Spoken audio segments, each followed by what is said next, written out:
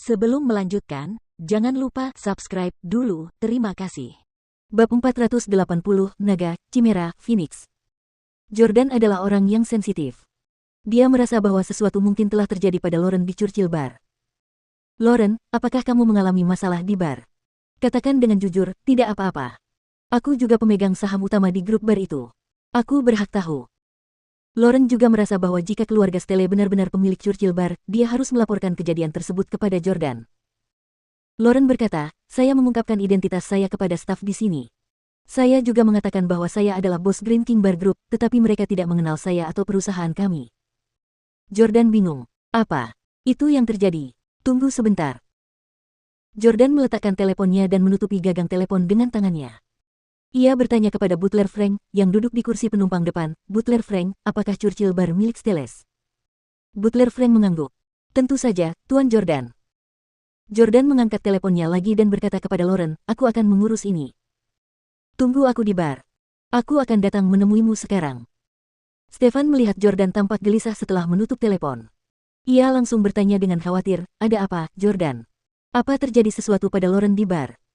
Jordan tersenyum. Ia tahu Stefan khawatir dengan putrinya. Bagaimanapun, putrinya masih muda dan mungkin tidak aman baginya untuk mengunjungi bar di negeri asing. Jordan berkata, tidak apa-apa, ayah. Pelayan di sana tidak tahu. Lauren, aku akan pergi sendiri. Sopir, hentikan mobilnya. Aku akan turun di sini. Kepala pelayan Frank bertanya, Tuan Jordan, apakah Anda ingin saya membantu Anda menyelesaikan ini? Jordan berkata, tidak perlu. Kirim ayah mertuaku dan putriku untuk menemuinya. Kakek, aku akan mencari naga saja. Butler Frank tersenyum mendengar nama Dragon. Benar sekali. Kau sudah kembali ke Inggris. Kau bisa meminta Dragon untuk membantumu. Dragon adalah tangan kanan tangguh yang ditugaskan keluarga Stelle untuk membantu Jordan. Dia hanya satu orang, tetapi meskipun begitu, dia bisa dianggap sebagai kekuatan alam yang dahsyat. Untuk membantu Jesse, Jamie dan Jordan menggantikan keluarga Stelle, Charleston telah menugaskan 3 tangan kanan yang menakutkan untuk masing-masing cucunya. Mereka adalah Naga, Chimera dan Phoenix. Dragon berada di bawah Jordan, Chimera berada di bawah Jesse, dan Phoenix berada di bawah Jamie. Keluarga Stelle tidak hanya membiarkan Jesse, Jordan, dan Jamie menjalani segala macam pelatihan saat mereka masih anak-anak, tetapi mereka juga membuat Dragon, Chimera, dan Phoenix menanggung segala macam pelatihan keras sejak usia muda. Untuk mengisi peran Naga, Chimera, dan Phoenix, Charleston memulai dengan 100 kandidat, melatih mereka dengan hati-hati, menyingkirkan yang lemah, dan mempromosikan yang terbaik. Setelah lebih dari 10 tahun pelatihan dan seleksi, ia akhirnya menentukan siapa yang layak memerankan peran Naga, Chimera, dan Phoenix. Sementara Jordan dan saudara-saudaranya telah mengalami pertempuran sebelumnya. Namun, ketiga tangan kanannya telah menanggung lebih banyak lagi. Jordan dan saudara-saudaranya telah menjalani ujian di dunia bisnis. Namun, Dragon, Chimera, dan Phoenix telah berkecimpung dalam dunia perdagangan selama bertahun-tahun. Kenyataannya, jika dilihat dari kemampuan dan koneksi bisnis mereka, saudara-saudara Stelle tidak sehebat ketiga tangan kanan mereka. Namun, betapapun hebatnya mereka bertiga, mereka tetaplah pelayan Jordan dan saudara-saudaranya. Jordan tersenyum saat membayangkan Dragon. Orang ini benar-benar luar biasa. Dia adalah yang terkuat di antara ketiganya. Dia bahkan lebih kuat dari Chimera dan Phoenix. Jika kakek mengizinkanku meminta bantuan Dragon di AS, aku tidak akan mengalami begitu banyak frustrasi. Charleston memiliki aturan bahwa Jordan tidak diperbolehkan meminta Dragon membantunya selama berada di AS. Ini karena naga terlalu kuat. Pada dasarnya, ia dapat menyelesaikan setiap masalah yang dihadapi Jordan dalam hitungan menit. Sekarang setelah Jordan berada di Inggris, ia dapat menghubungi Dragon lagi. Jordan menelepon Dragon. Naga, apa kabar? Jordan senang bisa berbicara dengan teman lamanya ini. Padahal, Dragon baru berusia 32 tahun. Tuanku. Suara laki-laki yang dalam dan kuat terdengar dari ujung telepon. Itu Dragon. Jordan bersikeras. Panggil aku saudara. Naga menjawab, Tuan. Jordan jengkel.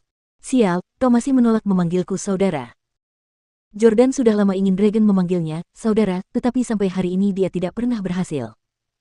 Naga bertanya, Tuan, kau sudah kembali. Jordan tersenyum. Benar sekali. Aku tidak bisa menghubungimu meskipun aku tidak kembali. Naga bertanya, apa instruksi yang kau punya untukku? Tidak masalah. Cari orang yang bertanggung jawab atas Churchill Bar dan suruh dia menemuiku di bar segera. Dragon menjawab, mengerti. Ada instruksi lain. Jordan berkata, tidak untuk saat ini. Bersiap saja. Mengerti. Jordan menutup telepon dan memanggil taksi untuk pergi ke Churchill Bar.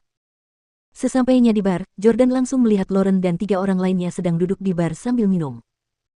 Fanny langsung memasang senyum palsu saat melihat Jordan berjalan mendekat. Wah, suamiku tersayang sudah datang. Silakan duduk. Jordan yang tampan, kamu harus minum bersama kami. Kami memesan botol-botol termahal di sini. Jangan sia-siakan. Dari cara Fanny menyambut Jordan dengan antusias, seolah-olah dia adalah tuan rumah yang sedang menjamu tamu. Sementara itu, Zara dan Beatrice menatap Jordan dengan jijik. Mereka menolak untuk berbicara dengannya. Setelah Fanny mempersilakan Jordan duduk, dia berinisiatif menuangkan segelas anggur untuknya. Dia tersenyum sambil merokok. Presiden Jordan, bar Anda sangat bagus. Berkat Anda, kita bisa menikmati minuman gratis hari ini. Ayo, mari bersulang untuk Presiden Jordan, oke? Zara dan Beatrice mencibir. Mereka tidak berniat mengangkat gelas mereka. Jordan adalah laki-laki yang cerdas dan tahu bahwa walaupun Fanny tampak sangat baik kepadanya di permukaan, sebenarnya dia bersikap munafik. Dia tidak bermaksud seperti itu. Dia suka mengejek dan mencemooh orang lain. Meskipun dia memanggilnya Presiden Jordan, itu dimaksudkan sebagai hinaan yang sarkastik. Ini karena minuman-minuman ini sama sekali bukan milik Jordan. Minuman-minuman ini milik Fanny. Namun, Fanny tidak mau mengungkapnya. Ia berusaha untuk terlihat murah hati dan berwibawa di hadapan teman-temannya. Lauren terdiam dan merasa sangat dirugikan. Jordan bukan orang bodoh. Tidak mungkin dia mau menerima anggur itu. Dia berkata dengan nada serius, Nona Fanny, Anda tidak perlu mengatakan hal-hal seperti itu. Saya sudah mendengar bahwa Lauren mengalami masalah di sini. Pelayan di sini tidak mengenalnya. Melihat tak seorang pun ikut minum bersamanya, Fanny pun menyeruput minumannya sendiri dan bergumam dalam hati, kalau mau diakui, kamu harus mampu dulu. Jordan merasa bahwa Fanny adalah orang yang kejam. Setiap kata yang diucapkannya seakan penuh duri. Kemungkinan besar Fanny lah yang membuat Lauren menangis tadi. Wanita terkutuk, beraninya kau membuat istriku menangis. Gelombang kekesalan melanda Jordan.